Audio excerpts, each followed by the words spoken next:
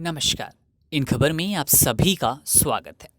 Delhi metro में 100% बैठने की क्षमता की अनुमति देने के दिल्ली सरकार के फैसले में हस्तक्षेप करने से इनकार करते हुए दिल्ली हाई कोर्ट ने याचिकाकर्ता से कहा कि मेट्रो का इस्तेमाल करना अनिवार्य नहीं है। आपको बता दें कि बीते दिनों एक याचिकाकर्ता ने दिल्ली मेट्रो के 100% यात्रियों के साथ चलने को लेकर आपत्ति दर्ज की थी, जिसके बाद दिल्ली हाई कोर्ट ने अब ये साफ कर दिया है कि मेट्रो का इस्तेमाल करना अनिवार्य नहीं है। अगर आप चाहते हैं तो आप दूसरे किसी वाहन से यात्रा कर सकते हैं। इसी के साथ यह तय हो गया कि फिलहाल दिल्ली मेट्रो 100% सीटिंग कैपेसिटी के साथ ही रफ्तार भरती रहेगी। दिल्ली हाई कोर्ट न्यायमूर्ति विपिन सांघी व न्यायमूर्ति जसमीत सिंह की पीठ ने मंगलवार को सवाल उठाते हुए कहा कि आखिर हमें नीतिगत मामले में हस्तक्षेप क्यों करना चाहिए।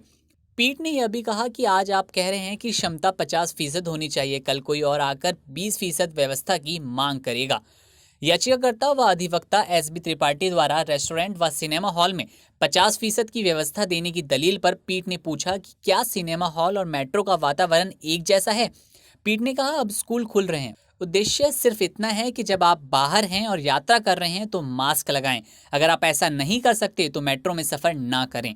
पीठ ने उक्त टिप्पणी करते हुए याचिका खारिज कर दी। गौरतलब है कि अधिवक्ता एसबी त्रिपाठी ने याचिका दायर कर कहा कि 100% बैठने की क्षमता की व्यवस्था से शारीरिक दूरी के नियमों को तोड़ने का बढ़ावा मिलेगा। उन्होंने मेट्रो व बसों में 50% बैठने की क्षमता के साथ ही खड़े होने की अनुमति देने की मांग की थी। याचिका में दलील दी गई थी कि मेट्रो और बसों में 100% बैठने की क्षमता की अनुमति देकर दिल्ली सरकार ने कोरोना महामारी की संभावित तीसरी लहर के खतरे की अनदेखी की है। एसबी त्रिपाठी ने दिल्ली सरकार के एक अन्य आदेश का भी हवाला दिया था, जिसमें सरकार ने सभी रेस्टोरेंट और सिनेमा हॉल, मल्टीप्लेक्स आदि को 50% बैठने की क्षमता पर चलने की अनुमति दी है।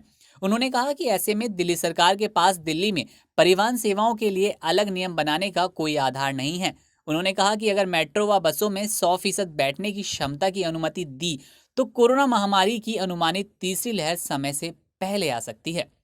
ऐसी तमाम अपडेट्स के लिए बने रहिए इन खबर के साथ। इन खबर चैनल को सब्सक्राइब करें।